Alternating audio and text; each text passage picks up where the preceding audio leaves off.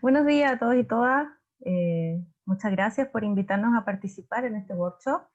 Estamos muy felices de poder contar nuestra experiencia y de poder además ahora presentarles de alguna forma lo que nosotros hemos podido ir avanzando en el levantamiento georreferenciado de la red vial nacional.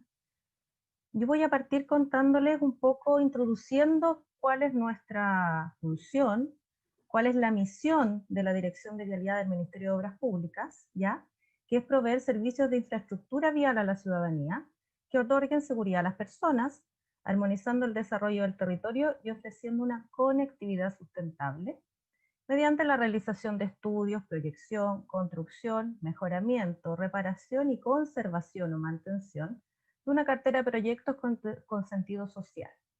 Ya, la conectividad es muy importante y también quiero aclarar una cosa que a veces se confunde un poco. La Dirección de Vialidad del Ministerio de Obras Públicas tiene a su cargo la tuición de toda la red vial interurbana. ¿Ya? Nosotros somos los encargados de toda la red vial rural, no de las calles urbanas. Solo hay algunas calles de las ciudades que nos corresponde porque dan la continuidad a toda esta otra red vial interurbana. Entonces, entre esa conectividad necesaria al pasar por una ciudad, ahí esas calles son de nuestra tuición, pero el 99% de nuestra conectividad es a nivel nacional, rural, entre ciudades. Para eso también les voy a comentar en la siguiente diapositiva lo que nosotros hemos ido incorporando. No sé si se puede pasar a la siguiente. Gracias. Dentro del contexto histórico que nos ha ido rigiendo en todos estos años, han habido varias instancias donde hemos tenido que empezar a tener esta información de toda la infraestructura vial que nosotros nos corresponde administrar de una manera más ordenada, completa, actualizada, y eso ha sido, por ejemplo, el tema de la descentralización, también el tema de las NIC-SP, que me imagino que muchas áreas del servicio público entienden de qué se trata, son las normas de contabilidad del servicio público que desde que somos parte de la OPIE nos han obligado a empezar a tener en nuestros servicios. En ella debemos valorizar el patrimonio, en realidad esa es la función principal de las NIC-SP. Y nosotros, para poder valorizar el patrimonio de la infraestructura vial, tuvimos que definir nuestros activos, ¿ya? Porque así funcionan las normas, debemos tener nuestros activos.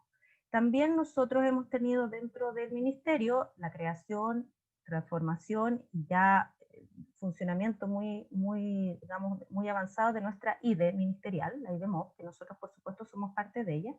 Y por otro lado está un modelo que llevamos hace muchos años realizando, que es el modelo del sistema de gestión del mantenimiento, que también les voy a contar un poquito de eso para entender por qué nosotros hemos tenido la necesidad de tener toda esta información tan actualizada y de la precisión que les vamos a contar qué es. La siguiente, por favor, gracias.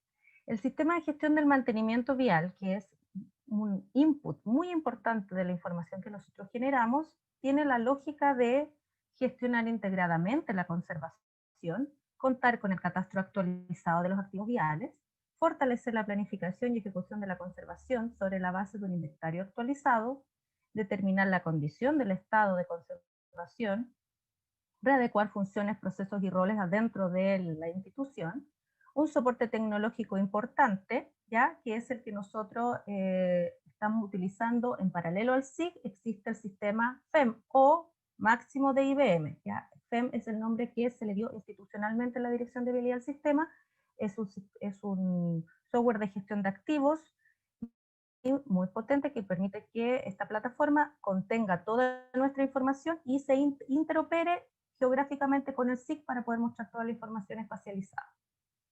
También la difusión de los resultados de toda la gestión de la conservación y la implementación de las normas NIC-SP, como ya les he comentado. Siguiente. La idea, y que se entienda muy claro, es que nosotros queremos tener toda la información centralizada en nuestro sistema, en el sistema FEM, y complementada, interoperada con el SIG para poder en terreno revisar todo el inventario, revisar el catastro, actualizar lo que corresponda y después poder tomar las mejores decisiones con esa información en línea lo más completa y actualizada posible y además lo más precisa. Es por esto, y en la siguiente ya les voy a mostrar cuáles son los activos de la Dirección de Vialidad por los cuales nosotros debemos ingresar toda la información que les vamos a contar. Nuestros activos son los siguientes: los caminos, que es nuestro activo madre o padre, como le decimos, porque son los más importantes; las vías de servicio o caleteras, que son conocidas como caleteras; las estructuras tipo puente, que son los puentes, los viaductos y los pasos superiores. Hay unas pequeñas diferencias estructurales entre esos tres, pero principalmente los puentes pasan por sobre lugares geográficos que llevan agua. Los viaductos sobre quebradas que no tienen agua, sino que son otro tipo de accidentes geográficos; y los pasos superiores sobre otra infraestructura, ya sea vial o ferroviaria.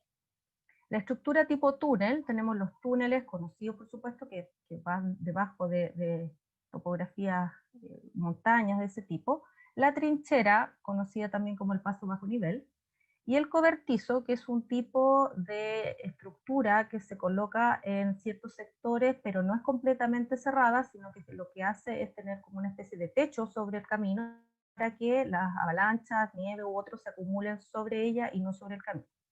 Y por último, los enlaces, que los enlaces son los sectores donde se unen autopistas o los caminos entre ellos, y también eso es parte de nuestros activos. Solo para contarles de nuestro activo más importante, digamos el camino, les voy a dar la descripción, que corresponde a las vías de comunicación terrestre destinadas al libre tránsito, cuyo objetivo es el desplazamiento de vehículos dentro del territorio chileno y con los otros países de la región. Los caminos están compuestos por calzada faja. Esto incluye la plataforma, la estructura del pavimento, la superficie de rodadura, los elementos de saneamiento y elementos de seguridad vial, y que están compuestos por componentes como ciclovías, pasarelas, alcantarillas, señales. Les voy a dar una muestra solamente para que se entienda cuáles son nuestros componentes del camino y la cantidad de elementos que nosotros estamos georreferenciando.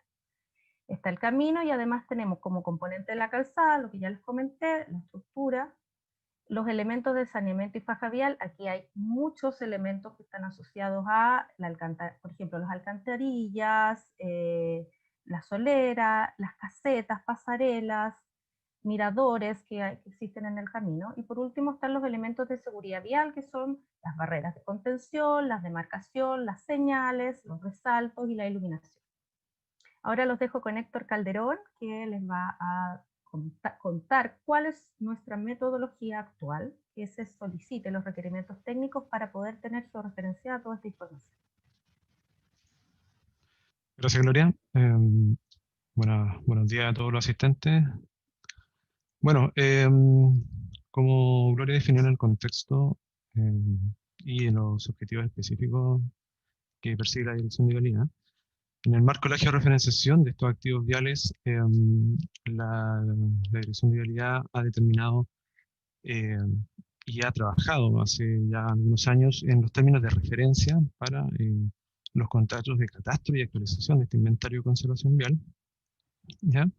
Y están especificados en bases de licitación que conforman en 3 etapas, como se mencionan ahí: en levantamiento de ejes, catastro de elementos y actualización y mantención del catastro. ¿Ya? Todos nuestros requerimientos técnicos están basados y están plasmados en estas 3 etapas. ¿Ya? Además, sumado a esto está un instructivo de inventario, que es un documento que contiene algunas definiciones de tipología de los activos, que ayudan en este caso, el consultor o quien realice el trabajo, poder llevar a la práctica la aplicación de este instructivo en virtud de poder rescatar toda la información de terreno y poder plasmarla en una base de datos, ¿ya? Coherente y de acuerdo a los requerimientos de nuestro sistema de información geográfica. ¿Ya? Bueno, ahora yo les voy a contar un poco cómo nosotros, cómo nos insertamos en este tema de la georreferenciación de activos viales. El objetivo principal de la georreferenciación es la medición del eje del camino. Ya como mencionábamos anteriormente, el camino es nuestro activo principal. Y a partir de ese también determinar la ubicación de los elementos de la infraestructura vial asociada a este camino. Es muy común dentro de la operabilidad en terreno para rescatar o determinar el kilometraje del eje, del camino es utilizar el odómetro. Nosotros nos encontramos con esta metodología en donde detectamos un error acumulativo a lo largo del trazado que era desconocido. Eh, Teníamos, por ejemplo, el traslado en un vehículo que kilometramos de cierta manera el eje, pero que estaba condicionado a ciertas características de este elemento, de este vehículo, como por ejemplo la presión de los neumáticos y otros más que estaban sometidos a ciertas actualizaciones o calibraciones, ¿ya? O también tenemos el odómetro de rueda, que también depende de las características propias del elemento, como también del operador, ¿ya? Y también nos entrega una distancia para un mismo eje con diferentes resultados. Por lo tanto, nosotros hemos adoptado que esta georreferenciación debiese ser mediante GNSS, ya que es un error constante, es un error conocido en todo su trazado, y va a depender exclusivamente de la disponibilidad de cielo que tenga, de satélite, ya lo cual nos va a dar la posibilidad de tener las posiciones GPS, como tal lo ven, y obtener posiciones y atributos. Hay algunos puntos específicos para el requerimientos técnicos que nosotros abordamos en esta base de licitación que yo les mencionaba. Como primero tenemos que el método que nosotros solicitamos para que se lleve a cabo el trabajo es el método cinemático diferencial con postproceso, ¿ya? Para este método se requiere que sean utilizados equipos GNSS que aseguren la precisión submétrica, ¿ya? Que se adopten modos de medición continuo, estático rápido o stop and go, siempre con el sistema de referencia geodésico Sigla Chile. Se trabaja con la altura a nivel medio del mar, aplicando el modelo geoidal EGM08. En términos de proyección cartográfica, utilizamos la UTM y con el uso correspondiente a la zona geográfica. Dentro del chequeo, en cuanto al levantamiento de información, nosotros ponemos alto hincapié en la velocidad e intervalo de medición necesarios para lograr la precisión submétrica, ya que nos va a determinar el espaciamiento entre vértices para el caso del levantamiento del camino. Estamos hablando, por ejemplo, de una recta de distancia entre 20 a 30 metros entre vértice y vértice, dependiendo de la velocidad, obviamente, y del intervalo de tiempo que yo configure en mi equipo GNSS, ¿ya? Y para el levantamiento de elementos puntuales, ya sea en la cantidad de épocas o promedios de posiciones que yo determine para levantar información. Otra de las cosas relevantes para hacer uso del método diferencial es la utilización de estaciones de monitoreo continuo, ¿ya? Actualmente, tanto nosotros como la unidad de SIG o también el consultor que nos realiza el trabajo, debe basarse en estaciones del IGM o de bienes nacionales, que son los más comunes que se utilizan, ¿ya? Pero también existen estaciones y o vértices propios de nosotros, de la Dirección de Vialidad, que también ponemos a disposición para que se puedan realizar. En caso de que existan dificultades para la coincidencia de satélite entre la base y el móvil, nosotros también aceptamos o proponemos que se haga un sistema de transporte de coordenadas para densificar la red y poder llegar a la zona de trabajo que sea compleja en términos de visibilidad, de cielo o de la geografía propia del lugar, ¿ya? La precisión es algo súper relevante. Nosotros, a través de los archivos brutos de medición o archivos RAINEX, vemos, y obviamente el método de medición, hacemos un postproceso de la información en donde chequeamos, por ejemplo, que la altura de la antena esté registrada, porque es muy importante para nosotros la cota. La evaluación de precisiones, que tienen que ser obviamente menos de 1 metro y con un éxito del 95%.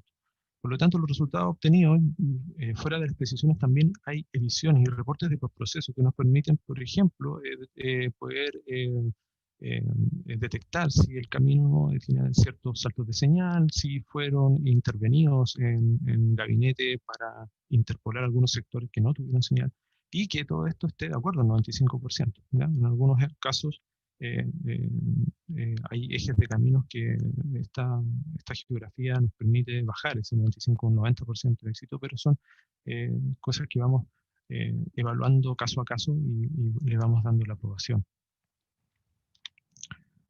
Luego de toda la parte más de terreno, de medición proveniente de GNSS, viene la generación de los future class, ¿ya?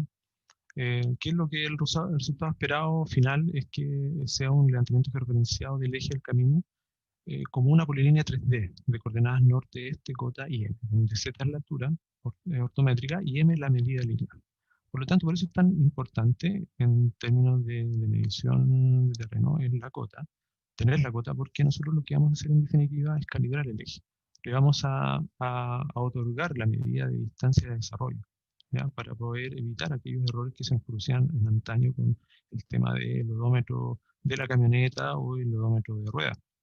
¿Ya? Por lo tanto, matemáticamente estamos haciendo un cálculo donde la distancia geodésica que está en el elipsoide la vamos a llevar a una distancia de desarrollo en la superficie terrestre, ¿ya? Pero para lograr este resultado de calibración del eje que nos va a permitir tener una medida almacenada en la coordenada m que va a kilometrar este eje vértice a vértice, bueno, hay una imagen del software de escritorio donde podemos ver las coordenadas de cada uno de los vértices.